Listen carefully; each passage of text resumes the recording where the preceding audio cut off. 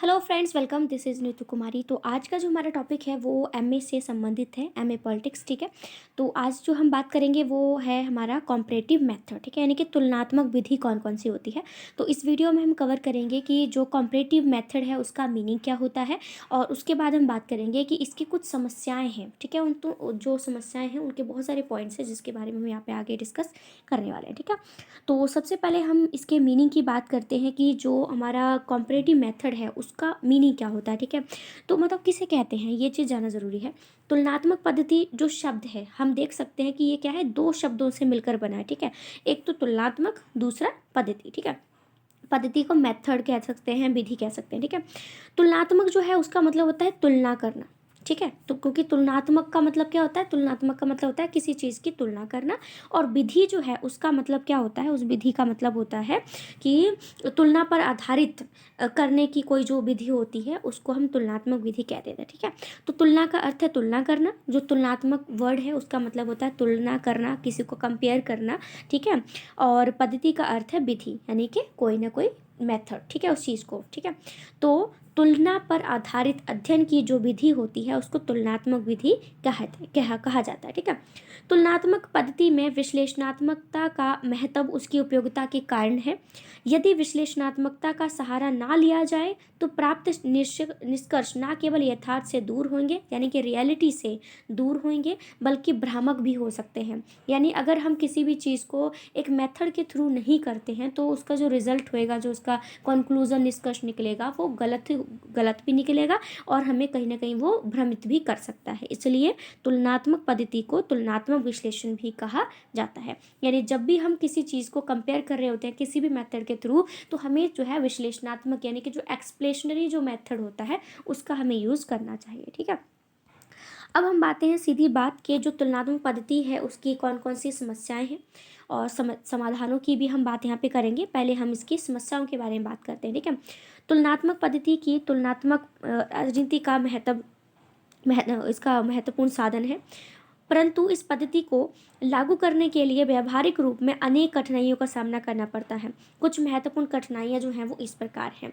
मतलब ये है कि जब हम किसी भी पद्धति को किसी भी तरह से हम कंपेयर कर रहे होते हैं तो हमें बहुत सारी कठिनाइयाँ होती हैं, बहुत सारी दिक्कतों का सामना करना पड़ता है उनको रियल लाइफ में इम्प्लीमेंट करने के लिए। ठीक है। तो कुछ कठिनाइयाँ हमारे सामने हैं। सबसे पहले है अनेक घटकों का अस्तित्व, मतलब होता है एक्सिस्टेंस ऑफ मैनी वेरिएबल्स। ठीक है। तुलनात्मक पद्धति की सबसे प्रमुख और जटिल समस्या घटकों की संख्या, यानी कि जो हमारे वेरिएबल्स होते हैं उनकी संख्या ज़्यादा होना, उनका जो बैकग्राउंड है उसमें बहुत ज़्यादा वैरायटी होना, ये सभी इसकी कुछ प्रॉब्लम हो सकती हैं। शासकों और सरकारों को सभी प्रकार का सामाजिक, आर्थिक, राजनीतिक, भौगोलिक व ऐतिहासिक वातावरण प्रभावित करता है।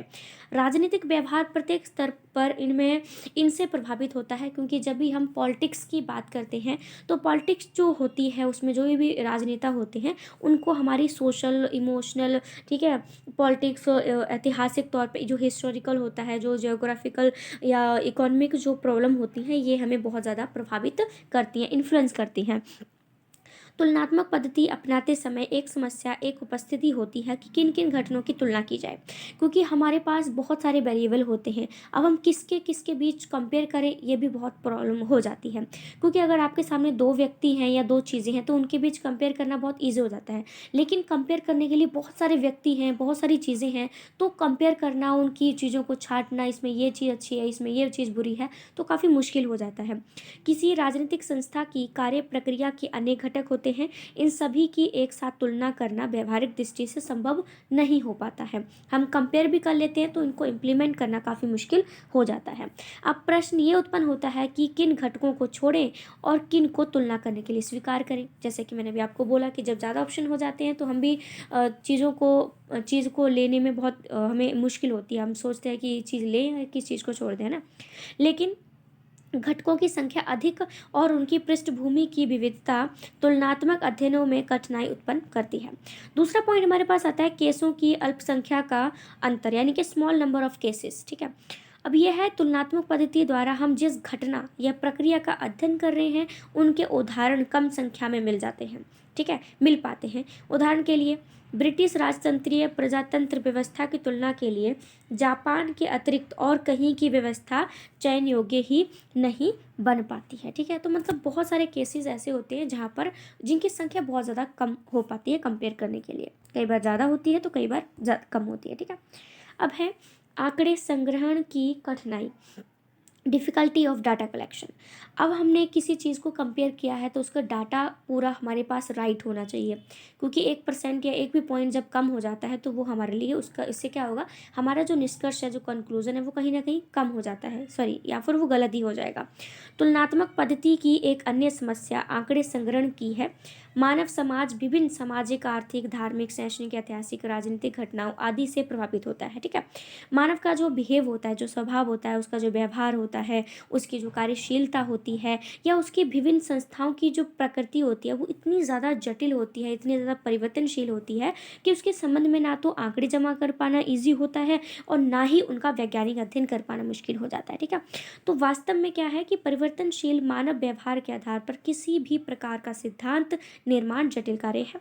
तुलनात्मक अध्ययन के लिए आंकड़े एकत्रित करने के मार्ग में भाषा तथा भूगोल की कठिनाइयां बाधा बनती हैं। गोपनीयता एवं सरकारी नियंत्रण के कारण यह कार्य सीमित और अविश्वसनीय रूप से हो पाता है। बाकी कुछ चीज़ें हैं जिनको हम इसमें छोड़ भी सकते हैं, ठीक है। तो ये कुछ प्रॉब्लम आ रही है।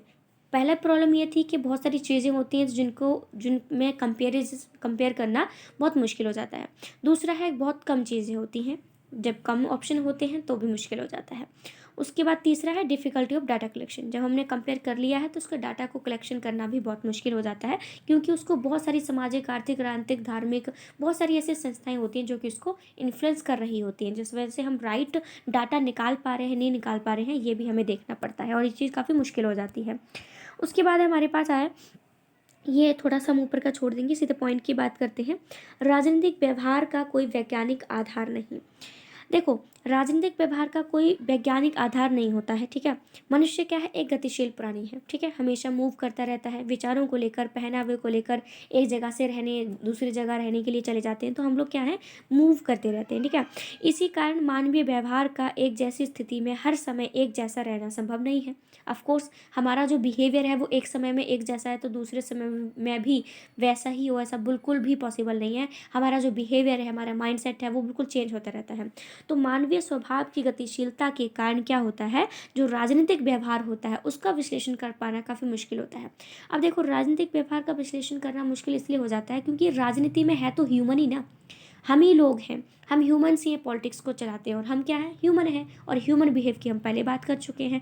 तो जब ह्यूमन का बिहेव चेंज होता है तो उसके पॉलिटिकल जो थॉट हैं, उसके जो पॉलिटिकल काम है, उनमें भी काफ़ी ज़्यादा चेंज आने लग जाता है। फिफ्थ पॉइंट है भाषा और संस्कृति की विविधता की समस्या। अब इंडिया की तो सबसे बड़ी बात यह है, इसमें लैंग्वेज की बहुत ज़्यादा वैरायटी है, प्लस कल्चर की बहुत ज़्यादा वैरायटी है। हमें इतनी सारी भाषाएं, इतनी सारी संस्कृतियाँ हमारे एक ही भारत में हैं, तो ये जब ये चीज़ें आ जाती हैं तो ये भी बाधा उत्पन्न करती हैं, ठीक है।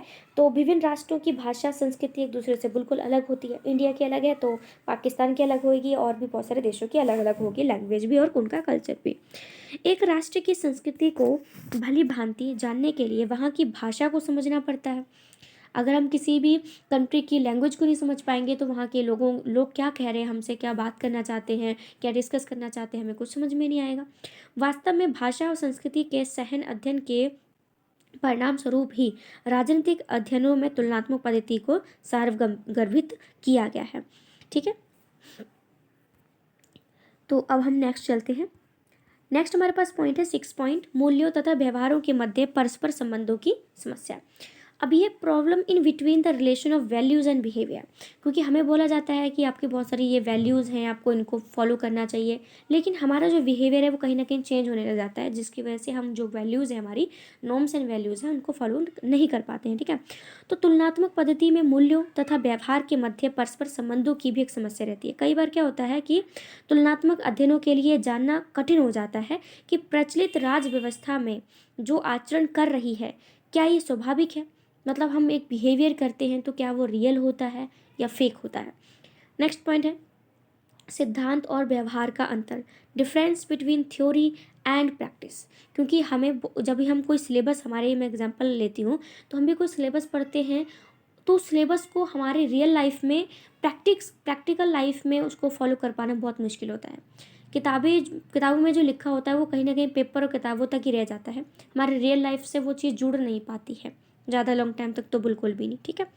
तो अनेक देशों की राजनीति व्यवस्थाओं में सिद्धांत और व्यवहार के मध्य भारी अंतर रहता है। वहाँ की संवैधानिक रूप रचना कुछ और कहती है तथा राजनीतिक यथार्थ उससे भिन्न होता है। इंग्लैंड की राज्य व्यवस्था इस अंतर का श्रेष्ठतम उदाहरण है।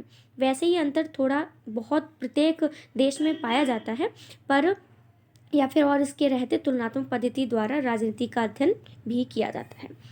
उसके बाद हमारे पास 8th पॉइंट आता है कि वैचारिक संरचना की अनिवार्यता। ठीक है, नेसेसिटी ऑफ कॉन्सेप्चुअल फ्रेमवर्क। क्योंकि कई बार हम किसी चीज़ को काम करते हैं तो हमारे पास एक प्लान नहीं होता है उस चीज़ को कैसे हमें एग्जीक्यूट करना है इस प्लान को। ठीक है, तो ये चीज़ भी कहीं ना कहीं हमें जो है फ़र्क डालने लग जाती है। ठीक है। उसके बाद ये हमारे आखिरी 2 पॉइंट्स और हैं, जिसमें 9 पॉइंट लिखा है कि व्यक्तियों के द्वारा अपने देश की राजनीति में जो भूमिका अभिनीत की जाती है उनकी परख या पुष्टि निश्चित नियमों के आधार पर कभी भी नहीं हो सकती। जिन नियमों के आधार पर रूढ़िवादी अंग्रेज लोगों की भूमिका का विश्लेषण किया जा सकता है, वे नियम घाना या इंडोनेशिया आदि देशों के लोगों संबंधी लागू नहीं हो सकते। मतलब ये है कि हर देश में अपने जो रूल्स एंड रेगुलेशन है वो कहीं ना कहीं हर चीज़ को लेकर अलग अलग होते हैं। 10th पॉइंट हमारे पास आता है अंतर अनुशासनीय दृष्टिकोण के कारण तुलनात्मक राजनीति का क्षेत्र इतना अधिक विशाल हो गया है कि यह निश्चित कर पाना ये एक कठिन समस्या है कि तुलनात्मक राजनीति के विषय में क्या कुछ सम्मिलित है और क्या कुछ इसके बाहर है। ठीक है, बाकी ये आप चाहें तो पढ़ सकते हैं। तो ये जो टॉपिक है वो हमारा यहीं पे कंप्लीट हो जाता है। ठीक है, अब इसमें से कोई भी चीज़ समझ में नहीं आती है तो आप मुझे बता सकते हैं। बाकी अभी मैंने इसकी समस्याओं के ऊपर डिस्कस किया है, तो मैं इसके नेक्स्ट वीडियो में इसकी जो समाधान है उसके बारे में मैं आपसे बात करूँगी। और बहुत सारा सिलेबस है जिसको मैं धीरे धीरे करके, मुझे आजकल ना मैं बहुत थोड़ा सा रहता है तो मैं ऊपर ब्लैक बोर्ड पे काम नहीं कर पा रही हूँ। ठीक है, इसलिए मैं कहीं ना कहीं किसी तरह से PDF फॉर्म में ही सही आपको मैं चीज़ें जो है उपलब्ध कराने की पूरी कोशिश कर रही हूँ जितना मुझसे हो पा रहा है। ठीक है, तो thank you so much friends, thank you.